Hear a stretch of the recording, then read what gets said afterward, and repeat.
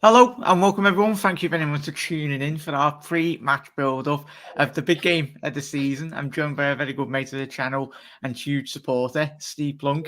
I've left all Steve's socials to his Twitter and everything. Obviously, he's appeared on a lot of variety of shows, but very knowledgeable. I love Steve's insight and I very much want him to get on the show. But Steve, thank you very much for coming on, mate. So, mate, yeah, always good. It's not every week you get to play in a final, is it? So we should all be online all of the time talking about this, mate. So as ever, mate, pleasure to come on. Always good to have a chat with you about football. So thank you for having me on. Yeah, no, it was Wembley North anyway. Liverpool used to have a good history in the 70s and 80s. It was that very much our second home. I've got Steve's lineup. I've asked Steve what his starting 11 will be, and obviously everyone at home, make sure you do, if you're watching this live or on the repeat, get your starting 11s and your predictions for the game as well. How do you feel the tie will unfold, hopefully, on Sunday for the Red Half? But Steve, going into this game, as you mentioned, obviously, first final, especially in this competition for a very long time. Obviously, Kenny, it was the last time when he was in Right. charge. What are your thoughts going into this game? Tough game, mate. You pick one of the two teams you wouldn't want to pick in one shootout football, one game shootout. You wouldn't want to play Chelsea and you wouldn't want to play Manchester City because they've got what it takes to beat you if they get it right. Equally, we've got what it takes to beat them.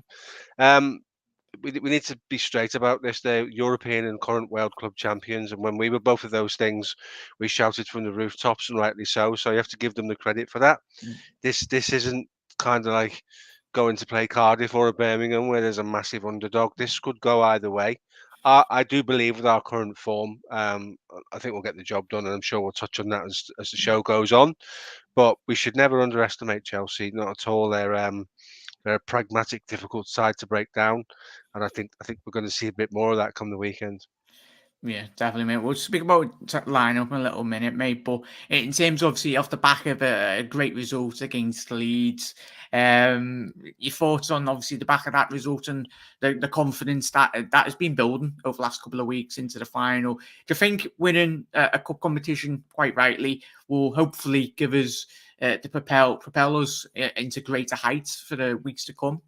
That would be the plan. Absolutely, you're quite right. We're building to something. It's like when you listen to an opera and it builds to a crescendo at the end, and then it goes nuts. That's our plan at the end of the season, just to go nuts and win everything. But we're in form at the right time. That's the key thing here. We've been building into this form. You can't ask or order for a better result going into a final than a 6-0 home win when your two centre backs score.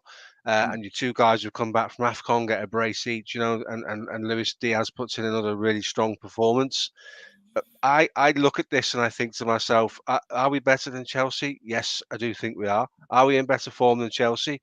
Well, 10 points in the league, although they've got a game in hand, suggests yes, we are. Um, so I think we've run into form at exactly the right time. We've run down a 13-point deficit to Manchester City to within 3. That's Manchester City. We've been almost playing perfect football. They've had a little tiny wobble and we've capitalised. So right now, what we do, Jack, as a football club, is we build momentum, we build intensity. We've got all of those things right now in abundance, and I think if you're Chelsea, I think Chelsea will come out to stifle us, which is a massive mark of respect. But we need to capitalise on that. If that's what they do, we need to give them what they're expecting. Yeah, 100%, mate. Ginny, thank you everyone for tuning in. If you don't mind dropping a like on the video, as well as at the top of the show, where Steve's socials are in the description. So do drop him a follow. Sebastian, thank you very much for tuning in, mate. And obviously, off the back of what you just said there, Steve, you spot on. Obviously, we played them twice in the league, obviously drew two very different games. Obviously, the red cards at Anfield, they quite rightly parked the bus because I think that's the only way they could have got at least a point out of that game. We battered them. Off the back, obviously, I watched you on Hussam's channel. Big up Hussam as well. Great show last night by both of you as well. You spoke about the control in terms of off the back of those games. Liverpool kind of lacked control in certain aspects of both of those games. Do you feel going into this game that is obviously we'll speak about the lineup later, but players like Thiago, obviously Trent dictating the tempo and the flow of the game. Do you think that would be important going into Sunday? More so Thiago. Trent's the risk taker. So last year, you'll recall, Twitter went mad and said Trent gave the ball away 43 times in a game. I don't care, because he's the risk taker. He's the guy that takes those chances.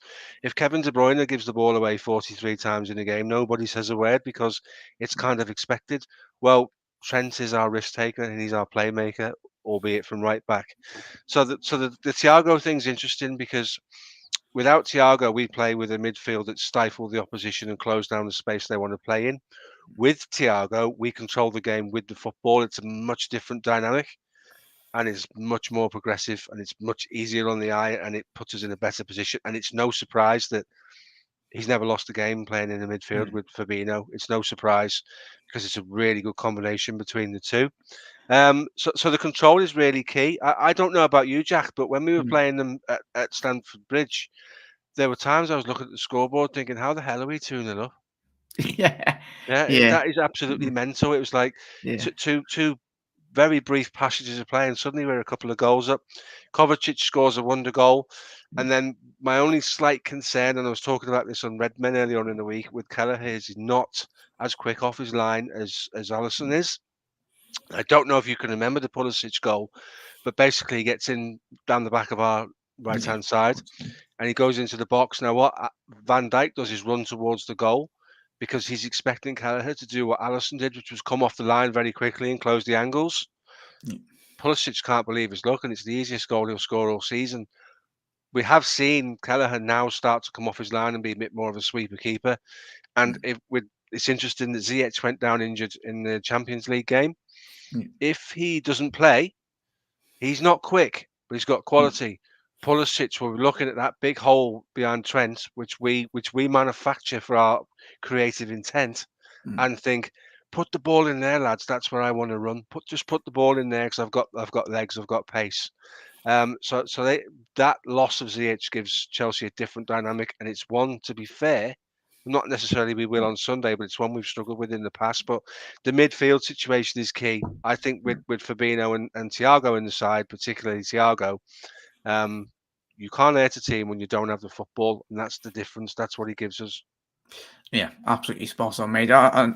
In terms, obviously, as you mentioned Chelsea's lineup, I think probably a lot of us did watch them midweek against Lee. I felt in terms of there was so many gaps in terms of the midfield, obviously behind Kante. Kante had the freedom of Stamford Bridge when he was picking up it. But that's obviously the level in which Lille are playing at now. They've not been very impressive in League One this season, obviously changing coach and all that. But I felt watching that, I don't know how you felt if you did watch the game, that Liverpool, as you said there, with Thiago, Elliott, which not to throw your team line up in a minute, but obviously getting players in that midfield to dictate the tempo in terms of we play our game. We don't dictate teams, as you alluded to. Obviously, Chelsea, we try and hopefully impose their style on the game. But I feel with how big Wembley is as a pitch, we can hopefully stretch as much as we possibly can, and obviously allow the quality in Diaz, Salah, and Mane to just pick up those areas and really just drive at this Chelsea. Obviously, you've got to respect Chelsea as a team because, as you said, and we've all watched Chelsea this season. I was speaking to Josh in the Chelsea Point of View show yesterday as well. Yes, they've got their good strings to their bow, but I think Liverpool play our game like we have seen already in the league. We can very much cause Chelsea a lot of problems. What are the areas in terms of when you have looked at Chelsea this season, Steve, in terms of where do you feel when you have watched them, their weak points have come about? Because obviously, a couple of months ago, they did very much have one of the best defensive units in the whole of Europe. But in recent weeks, have you seen them on Match of the Day? Where do you feel Liverpool could look to expose? I kind of watched some of the full matches on Sky and stuff and BT and what have you. I think the interesting point of the midweek game is that Leo went 4-1-4-1. Well, if you're playing against a team that's got 3 centre backs and 2 wing backs, you're going to get nothing out of that. You know, they even substituted Jonathan David towards the end of the game because here's a guy that's pulling up trees, even though they're not having a great season, but he didn't get a sniff. So I don't understand the formation 4-1-4-1 against a side that essentially can have 5 defenders as quickly as that. So for me, what we need to do is obviously Reece James is very much likely to miss out on the game, meaning it says that Azpilicueta up against Diaz. Diaz has got no fear of anybody at the moment. He's new in the league. He doesn't care about reputations. He's kind of like a throwback to when Mane joined the team and reputations meant nothing, and he's got that same hunger. So I think what we need to do is Chelsea's biggest asset right now is defensive capability. You've just said it, and we've seen it throughout the season. And our biggest asset is going forward. So we're going to pitch our front 3 and Thiago against their back 5, and it's really, really interesting. It's like a chess match. Be a really interesting watch. Yeah. I would probably play quite a lot down the left-hand side because Thiago Silva doesn't want to get in a leg race. Christensen's going to cover in behind Azpilicueta because Diaz will be quicker than Azpilicueta.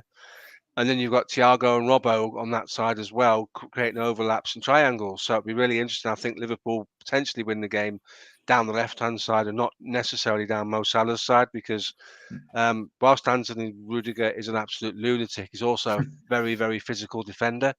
And if he's on his game, Mo Salah will need to be on his game too to get some change out of him. He is a good defender, despite the fact he just seems to want to fight every time he goes on the pitch.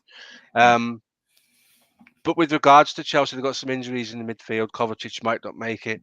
That's a big loss for them. You know, if they're going into the game with Ruben Loftus-Cheek in the centre of their midfield, and no disrespect to the lad, he's a quality footballer. Thiago will eat him alive, mate. And anyone playing in our midfield, they're too much for him. So I think it's a really interesting set of tactics to look at. I think they will come out, and as I said before, I think they'll show us loads of respect and try and play counter-attacking football and with set pieces. And you'll recall Kai Havertz scored a very good header against Liverpool at Anfield. And they'll look to that. And if they put Lukaku in the side, great. That's what we want because they're better without him. And that's hard. You know, that's mad that you pay £97 million for a centre-forward. But you're actually better when you don't have him in your side because they've got a bit more variation and a bit more movement. They become too one-dimensional and they try and play everything through Lukaku because he's worth £97 million and he's the answer to all the problems. So, and Virgil likes playing against him, mate, doesn't he, to be honest? He just bullies him. So I'd like to see a bit more of that. But yeah, I think the Robbo, Thiago and Diaz will have a very big impact on how the game goes and tactically what successes we get. Absolutely spot on, mate. Let's get to everyone's comments as well. Just before we do get to a little segment from Dave LSE chat, really do appreciate it, Dave. Obviously, he's in the comments as well as always, Dave. Appreciate it, fella. Just make sure I haven't missed anyone's comments. Alan's going with a 3-1 win. Salah to be man of the match. Come on, you Reds. We'll take that. Yeah, and obviously a good result for Leicester. Thank you if anyone wants to tune in, make me good, mate. Hiya Liz, Andrew, it'll be a tough game, plus it's been a very long time since we won the Carabao Cup, which was back in 2012. Feel like we can beat Chelsea on Sunday and they could give us more confidence. 100% agree with that, Andrew. Kante going to complete his domestic set, not quite, and we'll have a lot to say in terms of what it's tremendous as Steve mentioned, which you run out superlatives to describe the man. Obviously, I grew up watching Makelele, but Kante, I think he's on a bloody another planet to him. Anyway, both very good defensive midfielders. Kante's more of a box to box, but tell you, if we didn't have Fabinho, imagine what Kante would do in that midfield. Yeah, Liz, Fab, Thiago, and Hendo.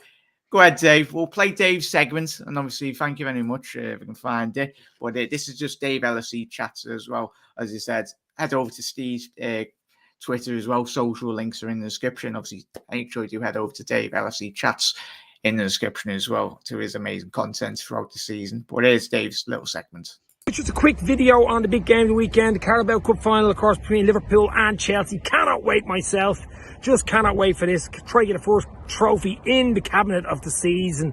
It won't be easy. We've had 2 score draws against Chelsea. Could have went either way in both games, to be fair. They're a decent side. They're European champions, by the way. But I want to beat the oligarchs. I want to beat those oligarchs, especially in this time, crazy time. So I want to beat them, and I think we will. I'll give you the starting 11 who I think will play in goal. Of course, Kelleher starts in goal. He's been promised it, so Kelleher starts. I think Van Dijk, Matip, Trent, Robbo, gotta keep it tight at the back.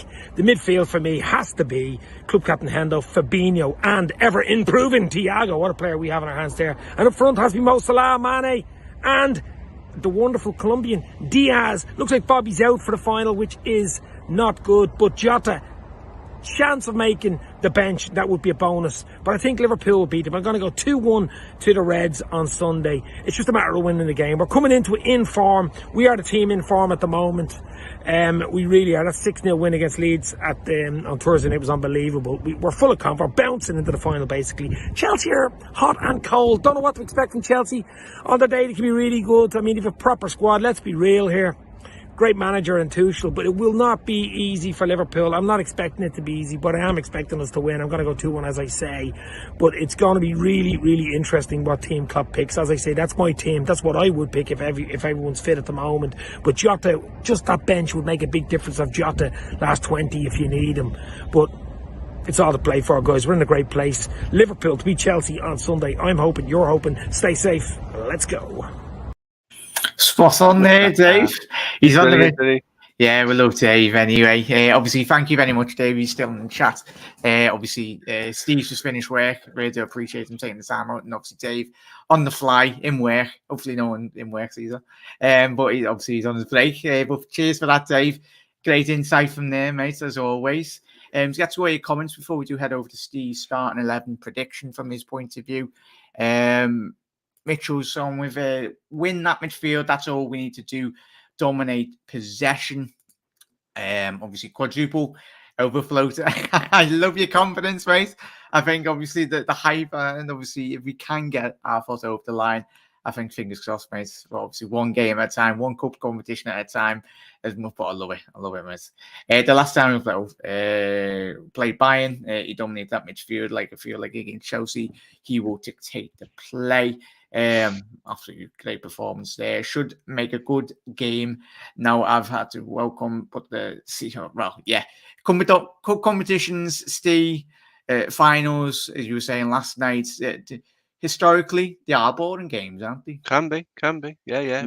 I go back as far as, well, let's go back to the one we don't like, the 95 FA Cup final against Man United, arguably the worst game of football any of us have ever sat through. And made worse by who it was and what the end result was. So you often find the team that wins, and this is, you could say this of the Champions League final against Spurs, Liverpool handled the occasion better than Spurs on the night, and that is very often, if you can deal with the emotion of the occasion and stick with your tactics, usually puts you in a good place. But what you've got here is 2 sets of players who know how to win, so it might be slightly different. I say it again, I do think Chelsea will be cagey because if you open up against Liverpool, you do get destroyed. Yeah, very much so, mate. It's BFF squad. It'll be a tight game, but I'm hoping we will be there with 2 goals to 1. Sorry. Thiago will run about like a streak on the LCV. Big up Jose, big up Jack. Really looking forward to Sunday, mate. Me too, me and Steve, every single one of us. Let us know, everyone, where you'll be watching it. I will be live streaming it. Steve, you going to the Redmen Studios on Sunday, mate? Or? I am, mate, yeah. Just to give anyone who's watching who fancies having a look, it's like a dual studio scenario where they're going to have a watch along and then they're going to have a studio outside in the main area. And they're going to have Evo, the guy who works down there, is going to be going around with a camera and a microphone talking to people. So it'll kind of be like deadline day, touching base with this person and that person. So yeah, I thought I'd show me face. Been in a fair bit lately, so too good an opportunity to turn down. And if you can't go to the game, then you should watch the game with other Reds fans. So that's the key for me. Absolutely spot on, mate. Obviously, Red Men, obviously, it went down a couple of years ago. A tremendous bunch of lads, Chris and Paul, and everyone behind the scenes. Top blokes, anyway. Really do appreciate it. But make sure you head over to Red Men. If you know Red Men are, anyway, to explain. I think Diaz will score a blinder in the final. Fingers crossed, mate. It's remarkable staying it, which we'll speak about. But as you touched on a bit before, but can you think back in terms of obviously the impact? He's been there for like a month, hasn't he? But he's really hit the ground running. It's incredible. The South Americans often come to your club. Suarez did the same thing with a bit of bite and a bit of fight in them. Interesting words when you talk about Suarez and use the word bite. I didn't mean to do that, but there you go. They come with that element. They're edgy. They play through the knock. They like the physicality side of it. I mean, the guy's wafer thin. There's nothing of him, but he's physically strong and he's putting in sliding challenges in the left wing position and winning the ball back. So he's been taken to the hearts of the Liverpool fans very quickly, and rightly so. He's the quickest of the three that will play at the weekend as well. He's quicker than both Salah and Mane, which you think is hard to do, but he is. Listening to Klopp speak last week when he said, I don't need to talk to him about the counter press because he just knows it. You know, that's insane. So he's obviously got a high level of football intelligence as well, which is really good. And listen, when Jota's fit and Bobby's fit and everybody's fit, Diaz is a real threat to Sadio's position on the left-hand side of the attack. And I don't think that's a bad thing, because when these guys go home and look at their medals and they've got all these trophies they've won with Liverpool, you can relax a little bit. And it takes the club to go and find someone who's going to be hot and hungry in your position to make you realise you've got to start again and dig in and work hard to keep your position. And it should be a competition for places. I mean, you and I both sat on Twitter months ago and watched all the top Reds come out with a depth chart. We've only got this player and that player. We've got 7 forward players. We've got 8 centre midfielders, and we've got 7 centre backs and 4 goalkeepers. There's no depth charts for Liverpool anymore. We've never had this before. I've been a Liverpool fan for a long, long time, and I'm sure I know Dave has too. I'm sure he would agree. I can't think of when we've had more options in terms of who to turn to. Take 1984, for instance, when we just won the European Cup. We went into the next season with just signed Paul Walsh from Luton, and our front three was Kenny Dalglish, Ian Rush, and Paul Walsh, and it was any two from those three for the whole season. Now we've got 7 players who've registered 5 or more goals this year in the squad. So it's a nice problem to have if you're the manager. It really is. Yeah, it's sometimes, mate. I think everyone just goes to bed. Some of the stuff I've seen on Twitter, mate. But you can't. It's the modern day fanfare in which social media is. We're part of it, but obviously you're spot on there. Squad depth is key, and that's to be the big catchphrase for the last couple of years. But I think the doubters of obviously FSG is doing a lot of good. Obviously, on that one, mate. On that one, right? Well, I see on Twitter, John Henry, you need to sign as this player. John Henry hasn't got a clue what you're talking about, mate. John Henry's sitting in his apartment in America, building his FSG sports franchise.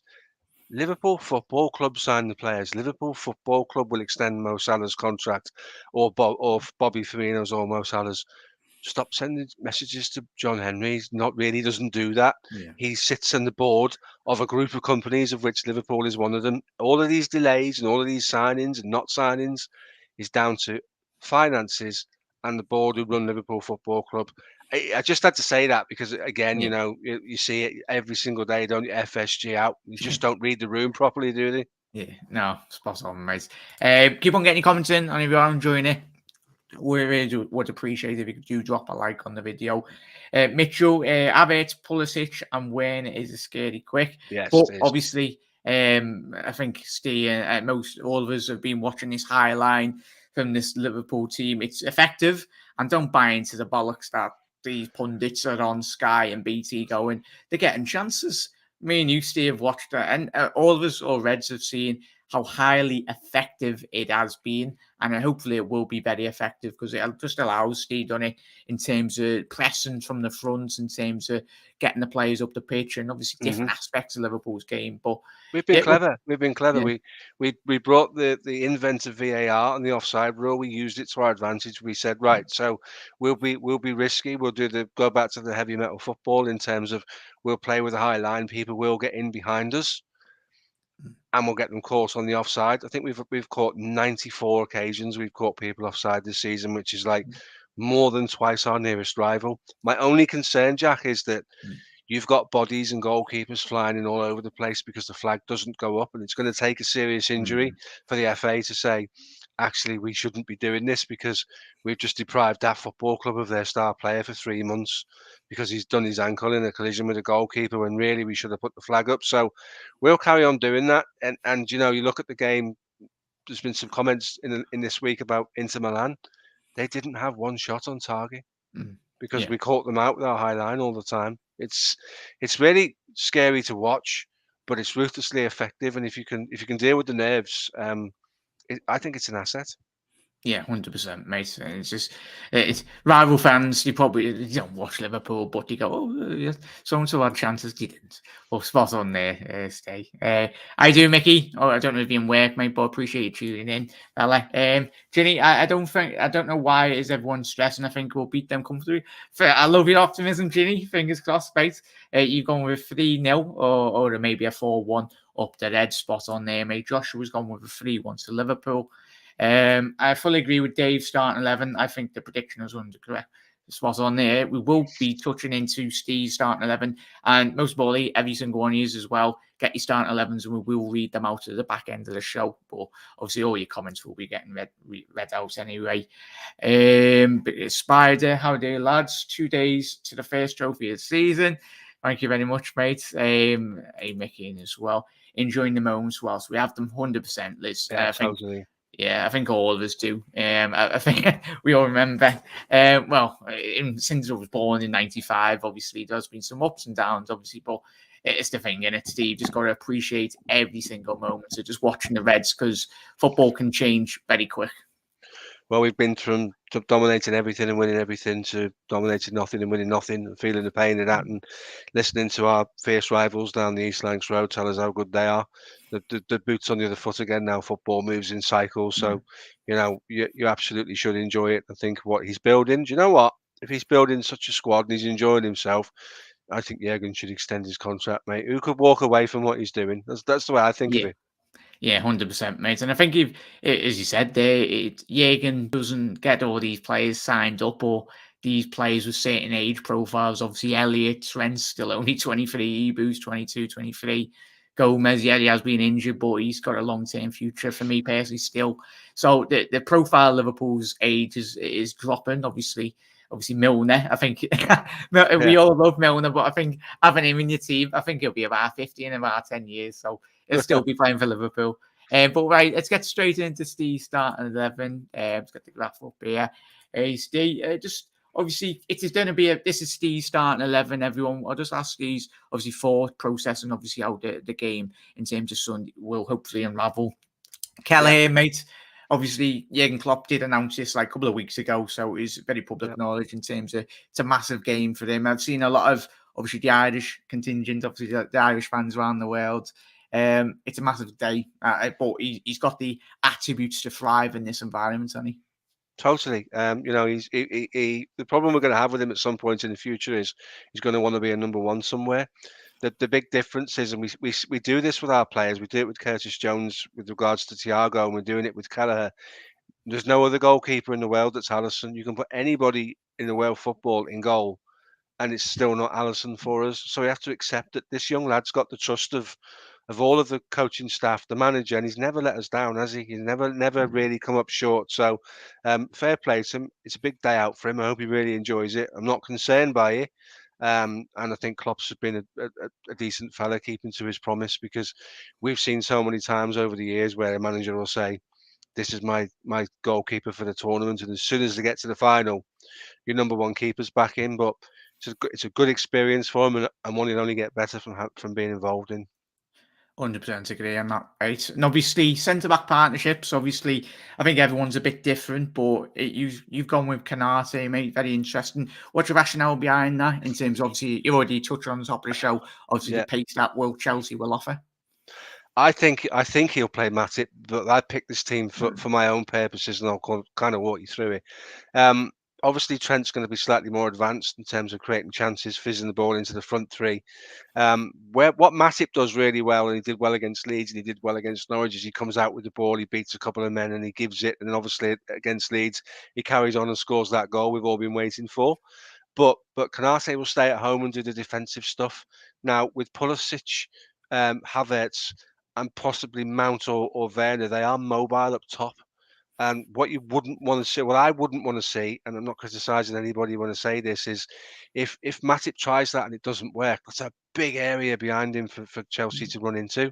They've already scored down that side against us this season. So I think given the opposition and given the problems that they provide with us and the fact that that diagonal ball from Kante into our into their left hand side, our right hand side, will be a feature on the day to try and keep Trent back.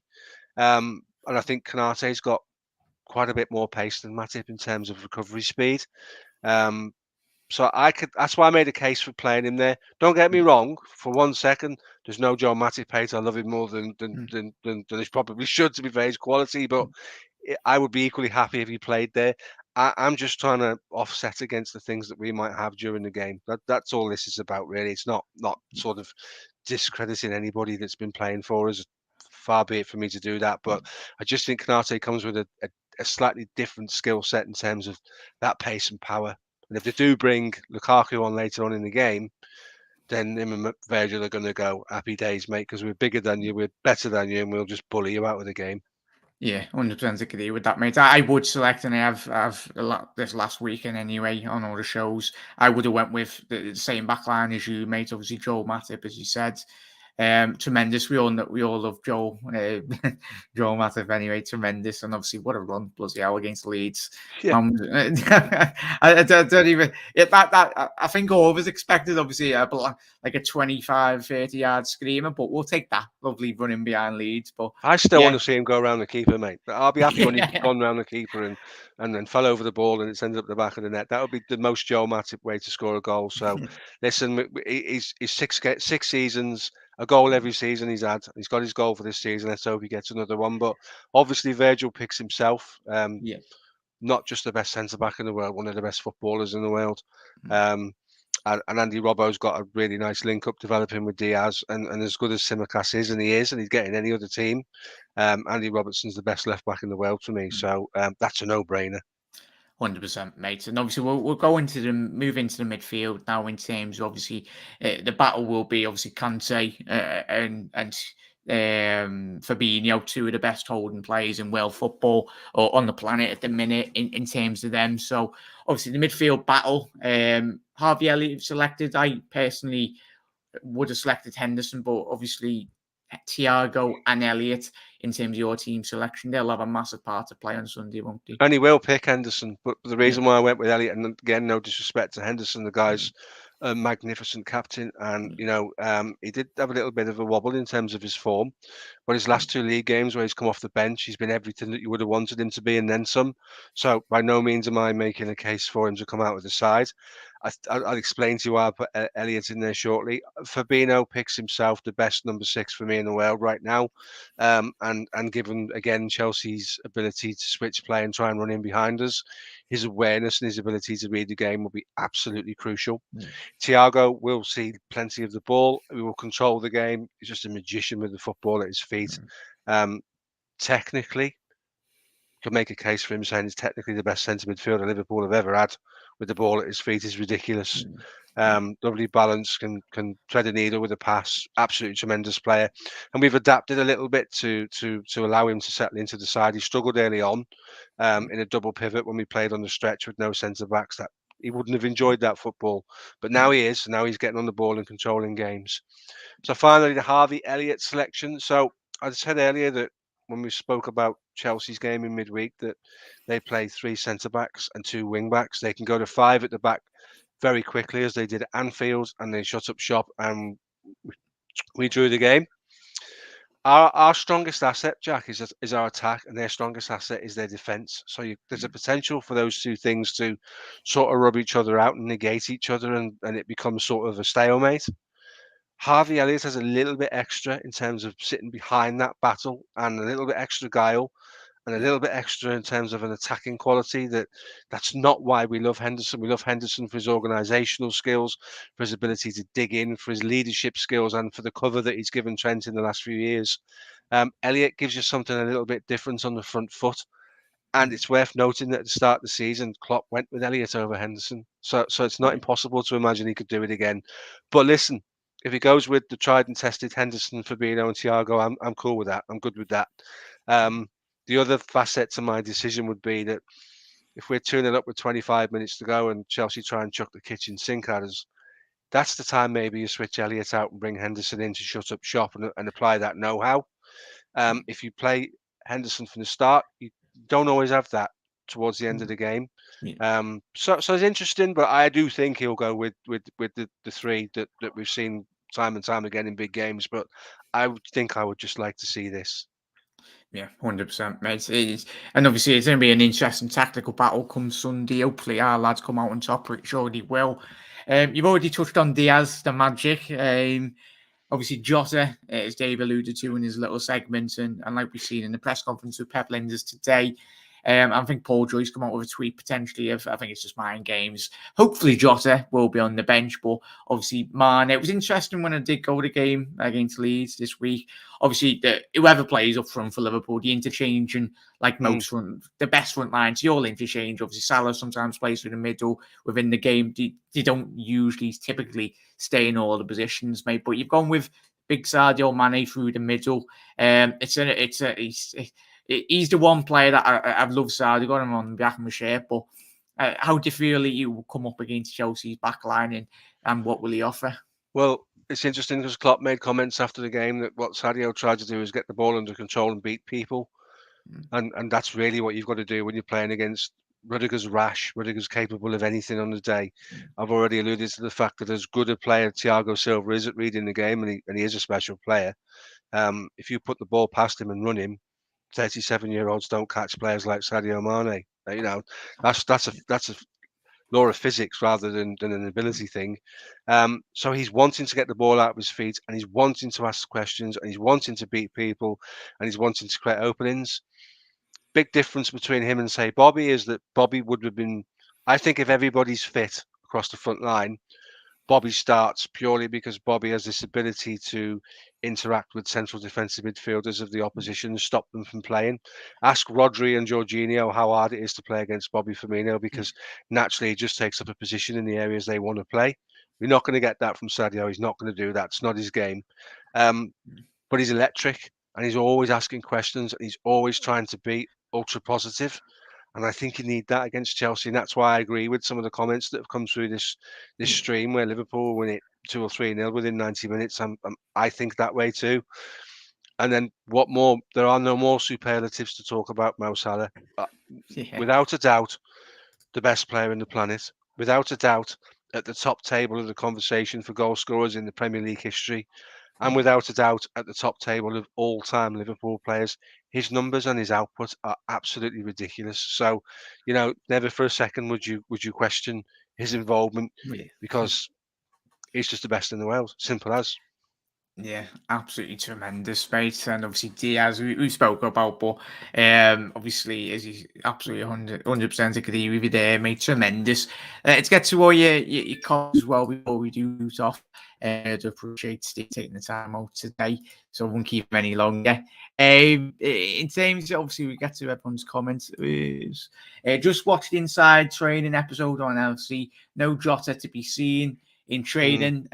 Obviously, his barber midweek did go, ready for the final. Jota's got a new trim, but you never know. Could be a tactical ploy or psychological games. Obviously, Tuchel did do that with Pep on BT a good 24 hours before it ends. But fingers crossed, Jose, you are fit, obviously. But as Steve's already alluded to with his starting 11, obviously we all know the ability. And I have joked about it the last couple of weeks, but Divock Origi, mate. He is the man for the big Give him a occasions. contract, for God's sake. You know what I mean? Yeah. Who do you know comes off the bench, plays 8 minutes every 2 weeks, comes on with a massive smile on his face, gets in a challenge for a ball that breaks the Sadio Mane, scores, and then claims it is an assist with a massive smile on his face? Those players that will give you 8-10 minutes a week and not be banging on the manager's door, they don't grow on trees. Divock Origi is a man for the big occasion. So I've actually come round full circle with Divock. He went through a phase where he didn't look like he was trying, and then he comes on and scores a few goals, and the smile's back and the swagger's back, and you know, I don't see any problem at all in giving him a contract, and I have no issue with him being on the bench at the weekend, because when he wants to, he runs the channels well. He's big, he's strong, he's physical. He's got an eye for goal, an eye for a spectacular goal as well.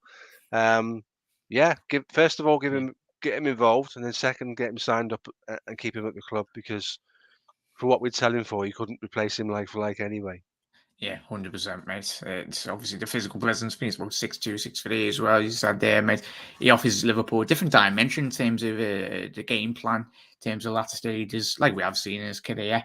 Lizard to pronounce James freaking Milner. We love James, and pretty sure at any party does play on Sunday, he'll be on the touchline if he is, barking orders, telling everyone to get into position anyway.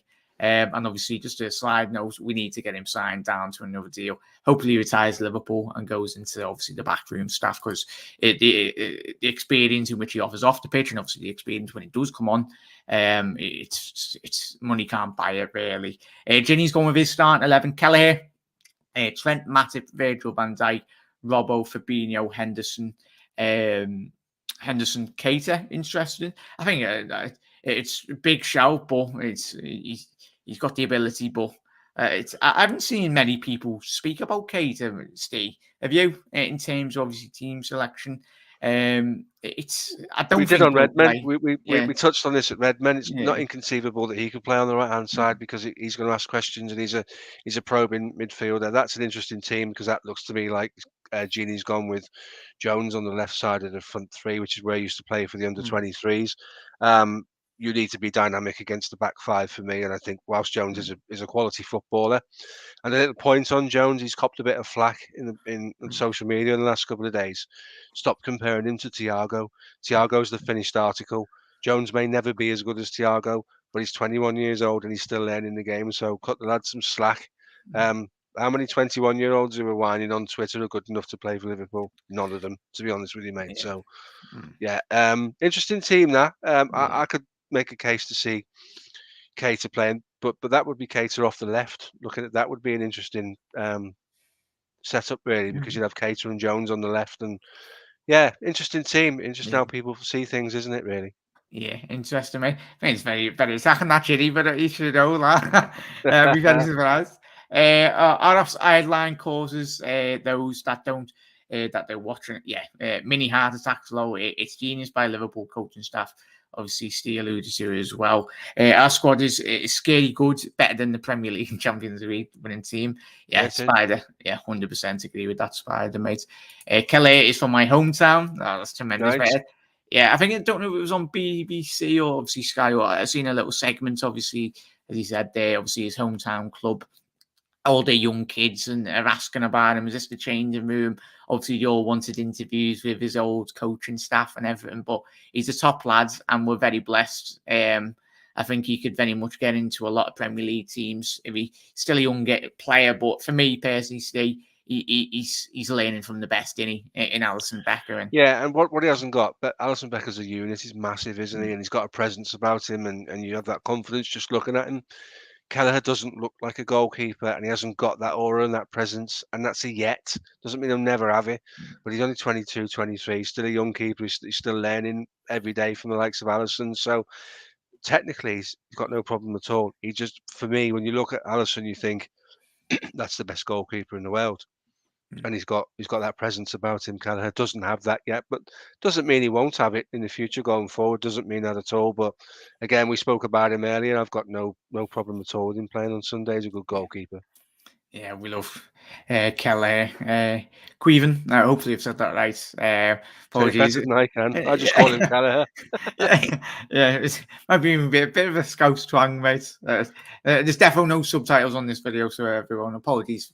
Obviously, you can understand, Steve, or some people. I get told when I do my videos, Steve, as well. It's obviously just slow down, but I don't know. I try my Mate, best.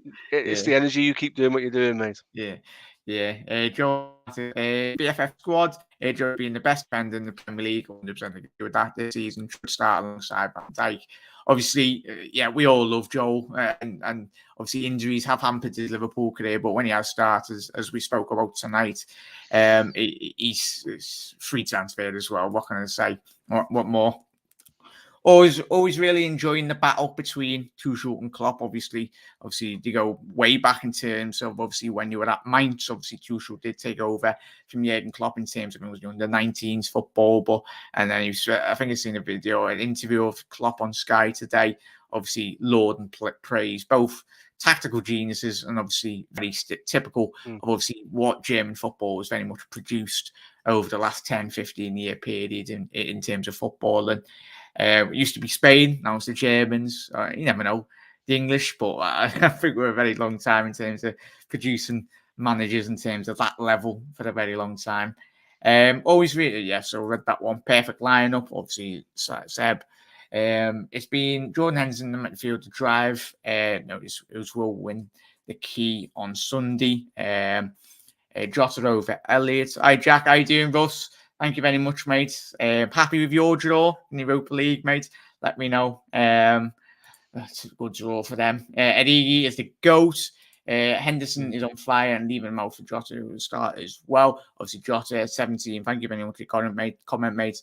Obviously, he potentially will be missing due to injury, but we'll find out come early hours Sunday morning.